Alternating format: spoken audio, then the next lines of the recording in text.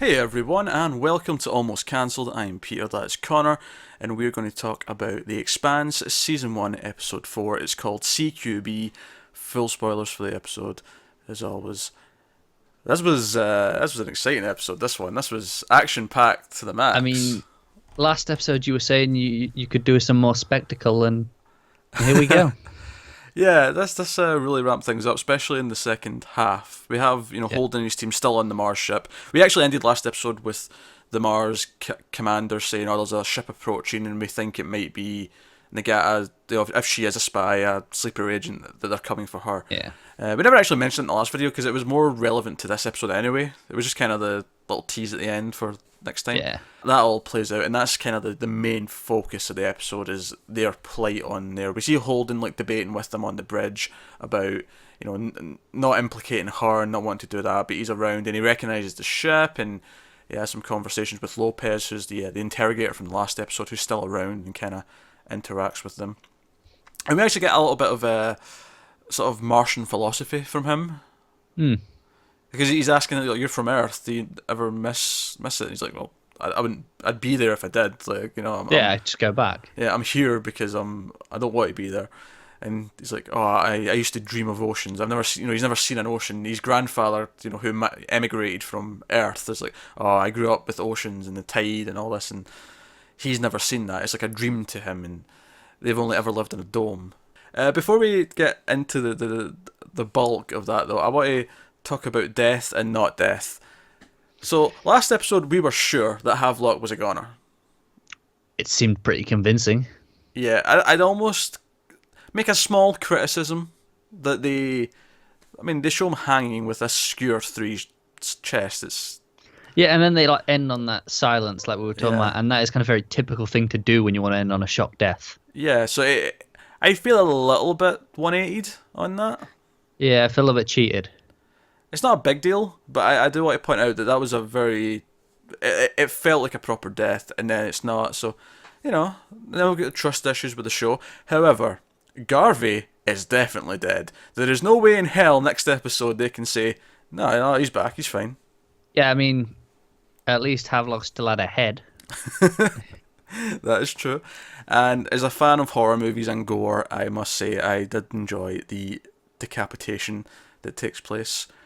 It's filmed really well. Like, the actual scene, the way it's edited, plays out really well because they're in their holding cell as a group, Yeah, and they're all strapped in, and the fight's going on with the ships, and we'll get to that in a minute. We'll talk about that properly. But one of the beams or whatever shoots through this room, yeah. and it creates a hole in where it enters and where it leaves, and where it leaves is right behind Garvey's head, and we don't see it, but we see like reactions to it, and you're like, "Oh crap, did he just get shot?" And you're expecting him to be like sitting there dead.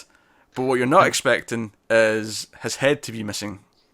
Yeah, it cuts back to just a hole in the wall and blood coming out of his neck and going out the hole. Yeah, the blood floating out the hole because obviously it's gone into the space. Love It's a that. Even glorious touch. even better when the ship like regains control and they manage to like.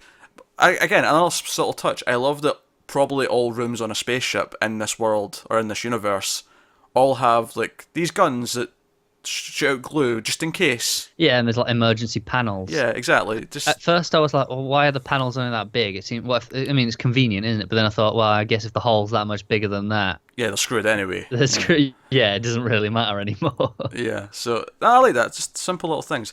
But yeah, as blood floating out was great. But when they get the room depressurized again, or pressurized, whatever way around it is, Pressurized. pressurized, and the gravity turns back on, the floating blood just goes poof and falls down. Loved it. Yeah, it's so good. Yeah, glee on my It's, face. I'm not it's gonna lie. definitely topped the hand moment for me. Yeah, yeah, I agree. I never went into this show thinking there'd be cool like gory death moments, but I'm digging it. I mean, if as if the sci-fi wasn't enough to get you specifically involved, throw in a little bit of like 80s style gore. Yeah, Yeah, I'm into it. So yeah, so these ships show up, these smaller ships, and it turns out that these are the ones that attacked the the the can. can, and the other ship that they used to lure them out.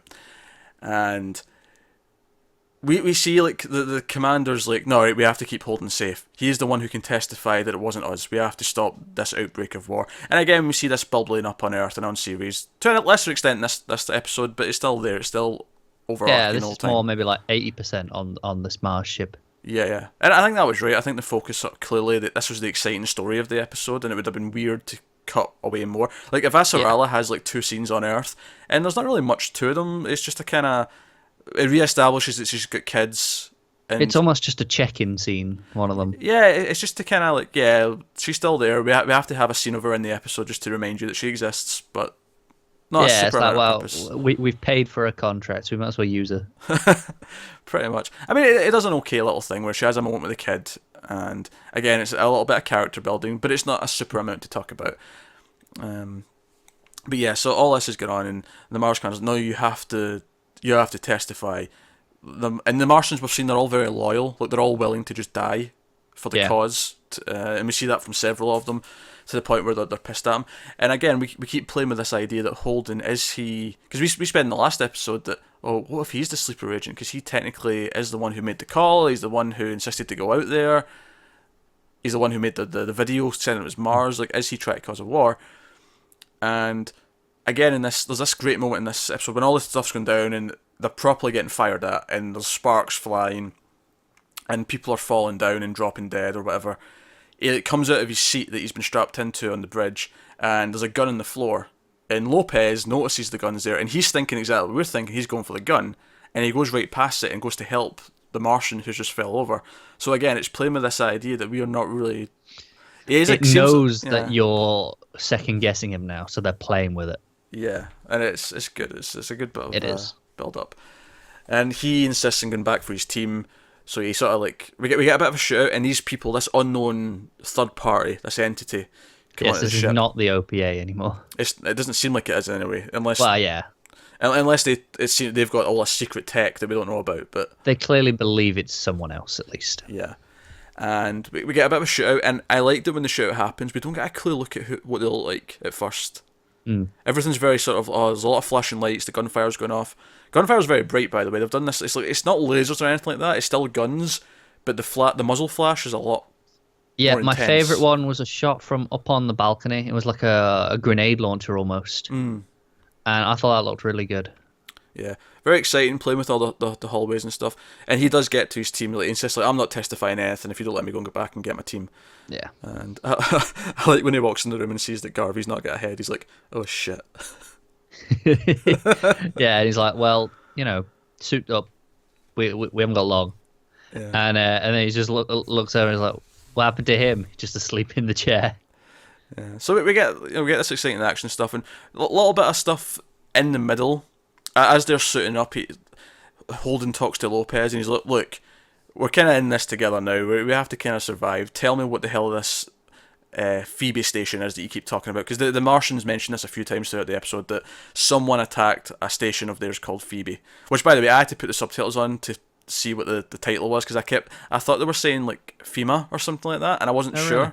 And I just turned on the captions for a minute just to confirm I got it was. All right. And then I was like, oh, right, okay, so Phoebe from Friends, right, I'll remember that.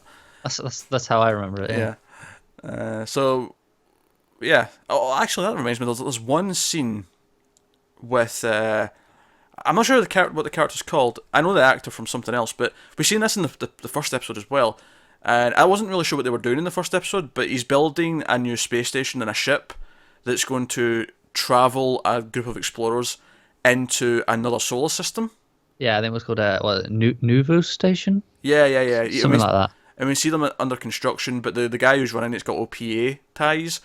Yeah. And he's like, no, OPA is just about, it's essentially an organised religion. We have beliefs and we have rights, and it's like kind of an organised religion mixed with a union to a lot of people. Yeah, it plays in like how last time I was saying, I don't think it's like a place, that it's where they come from. Like, I was saying, Mars and Earth. It's not a place like that. That it's something they've chosen to be a part of. It seems to be all belters though that are. It seems to be, but I'm not sure if it is, and maybe we've only just seen the belters part of it. Maybe. It seems like it's all belters though, just from context so far. But he, like the guy, the Earthling, I guess, I keep jumping between Earthlings and Earthers, but the guy from Earth who's like there at the overs, he's like, yeah, we may have to replace you because your ties to the OPA. It's making the higher ups feel a bit uncomfortable. And the guy stops because they're on this transport that's going across this beam from like the construction of the ship back to the station. It's almost like a cable car style thing. Yeah, exactly. And he stops it like halfway across, which is threatening enough on its own. You're out here isolated in space, and turns to like, yeah, you could replace me, but just you'll lose a lot of good workers with me. They'll all leave with me, and it would be a shame if on this multi-year journey to this new solar system. Which again, I like that this is a thing because it's the continuing expanse. That's some of the theme of the show.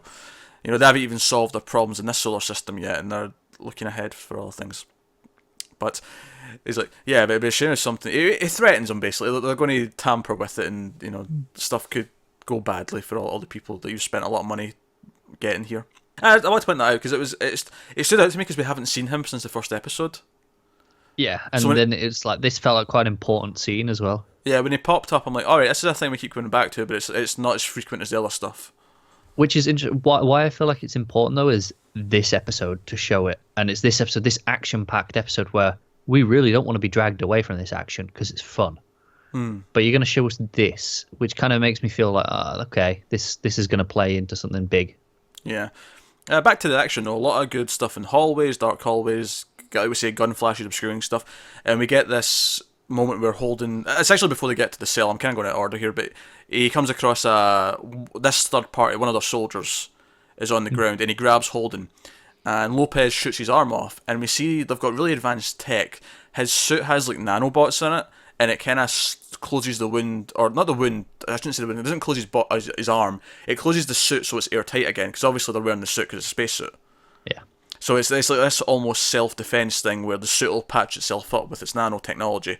And I'm like, oh, that's really cool. And when Holden's reaction tells me he's not seen this, at least not in this way. Yeah, and even the Martians feel like it's advanced, and we know they're supposed to be the advanced ones as well. Yeah, so who are this more advanced group that are attacking them?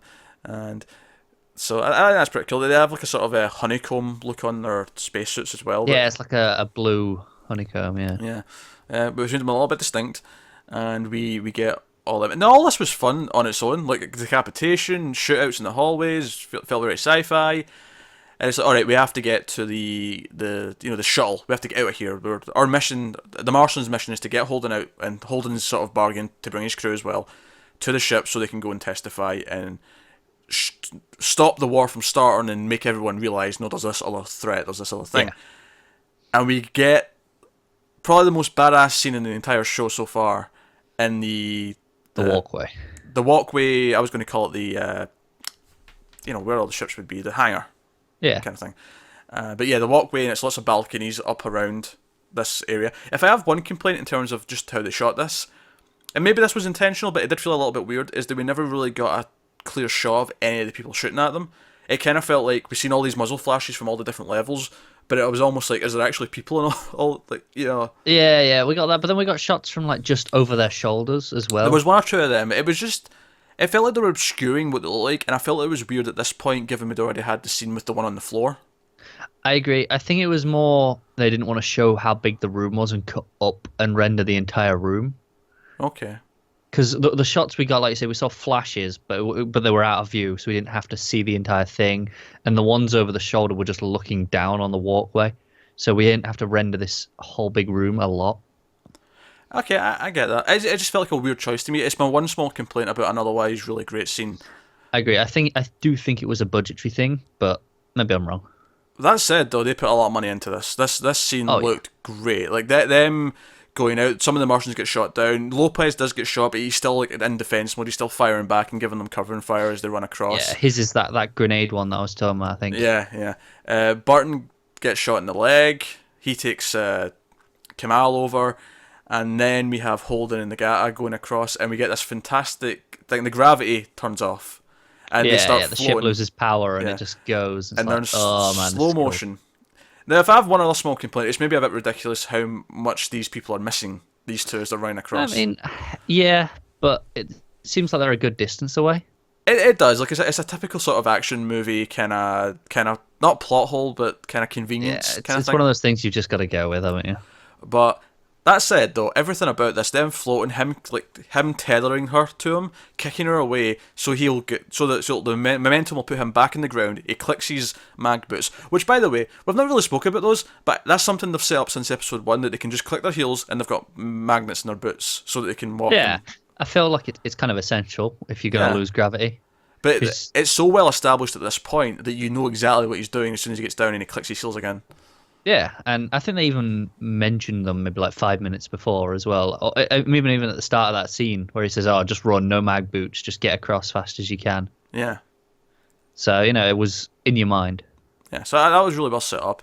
And then when he lands, he can pull her back down. But as this is going on, we see all these sparks of the gunshots like in slow motion going around, and the whole thing's great. And I was already impressed. I was like, oh, this is a great fun scene. This feels really big budget. This is like probably the most impressive visual thing I've ever seen from the SyFy channel.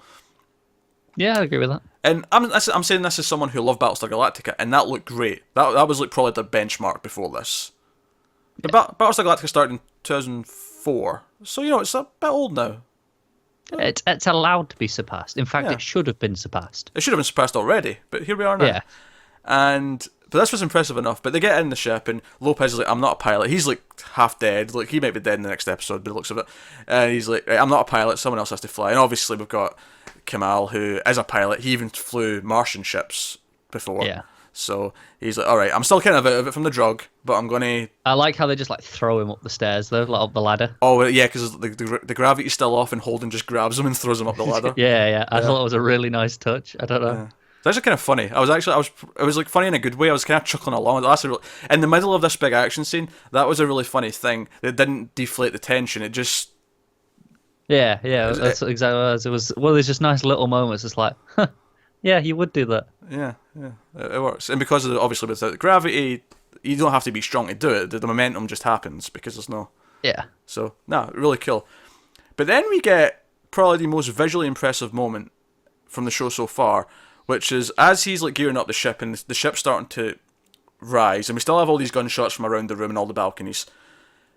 Kamal activates turrets, miniguns, and they pop out of all sides of the ship, and he spins the ship as the miniguns are all firing, and it looks great the entire time. It never feels like super cheap. It never feels like. Yeah, and it's incredibly cool.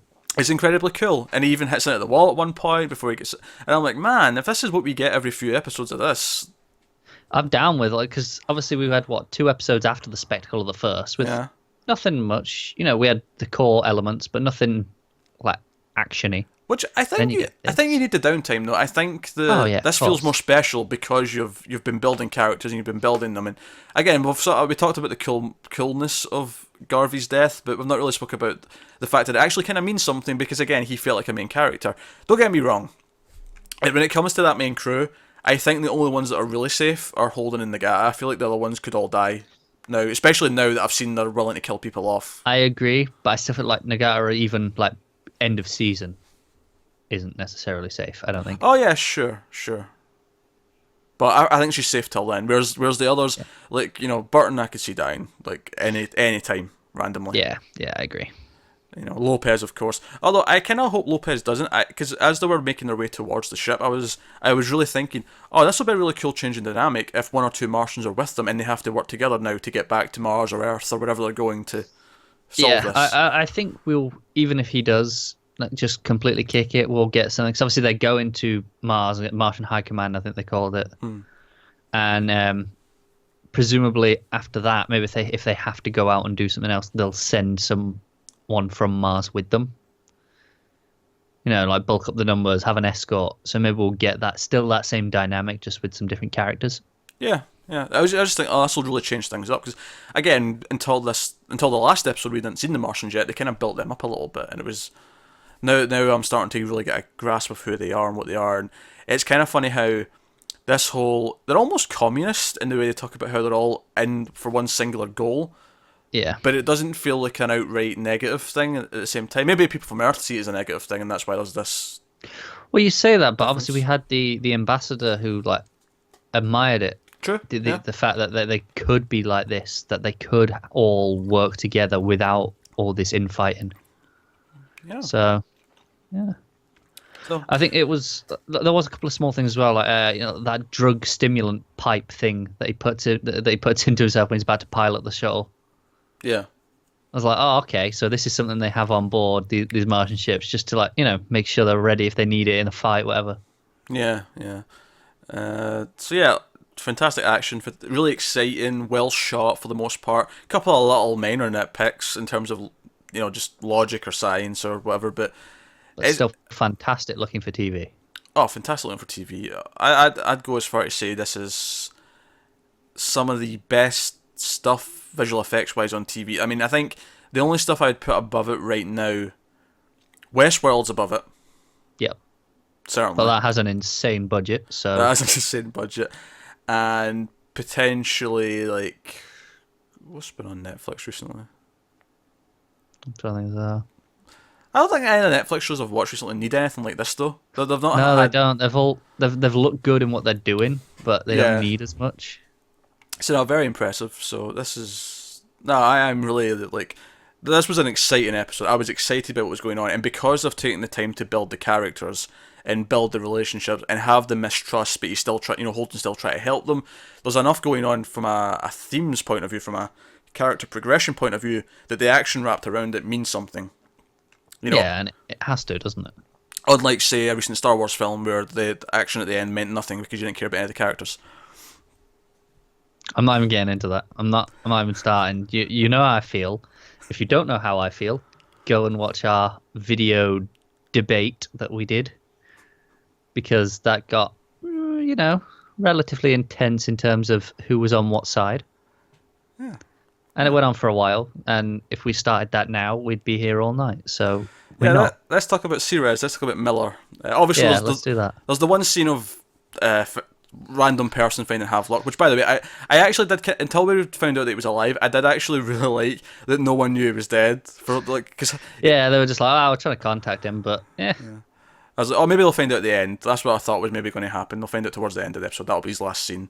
Yeah, me too. Because he's in the morgue. He starts off in the morgue, and I thought he was looking down at him, and then it was the other guy from the one of the dating app from Julie's history thing we've seen. Yeah, I thought the same thing was going to happen as well. Like, I thought it was just, or he was going to be brought into the morgue while he was in there or something. Yeah, but he goes. He's investigating this guy and Julie, of course, and he goes to what I was trying to piece together what this was. It was like a gambling ring where they're betting on people in ships slingshotting round either the moon or the sun.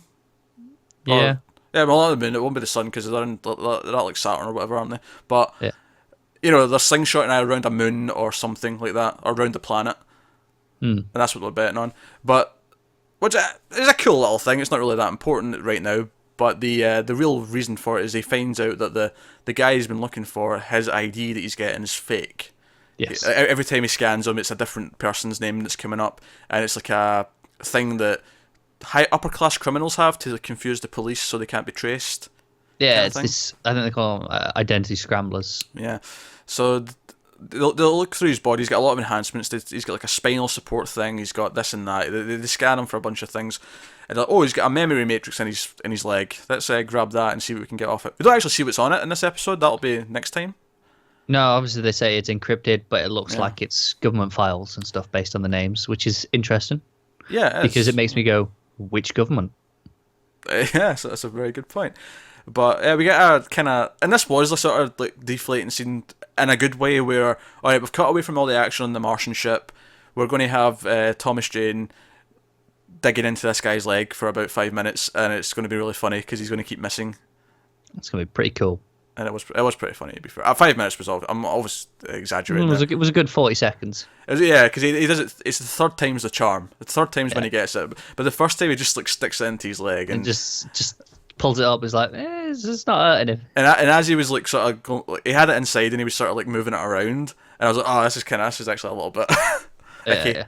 Yeah. Just the this sound coming after the head had been blown off. Oh, that was cool. That was like gore porn to me. Whereas this was like, but nah. And his line, like you said, it's not like I'm hurting them. It's when she's looking at him like, are you serious? Because she suggests let's go and get the mortician, but they established earlier in the episode that the mortician is a gossiper, and he's like, nah, he talks too much. That's the plot on there. Again, it felt like I mean, the stuff in space has always been more of the runtime, but I feel like in this one it was even more so. This was no, this is the focus because this is the big, not I climax. feel But like the next one it'll take a little bit of a break from them. Not entirely, obviously, yeah, but yeah, maybe take a step back and focus elsewhere. yeah. I feel like the next one has to be a bit lower key, less action. Yeah, and of course we ended with the Martian ship blowing itself up with the captain, just self-destruct. Oh yeah, yeah. Once she's aware that the shuttle's got out with them because that was the main goal. She's like, all right, EXO, come over here. Let's turn our keys, or in this case, it's Yeah. thumbprints on a scanner thing, but the same idea. Yeah. And ship blows up. So no, great episode, fun, action packed, spectacle, looked great sci-fi stuff. All mattered because of the characters. Yeah, very good episode. I think I said this last time, but best yet. Yeah, this was the best yet. No, I'd agree this time. This was the best episode yet. So let us know what you thought of this one in the comments below. Remember, we are catching up. We will be doing about an episode a day until we're done. Season 2 starts next month. So yeah, let us know what you think. Like and subscribe. All that stuff. Helps us out a lot. Thank you very much for watching, and we'll see you next time.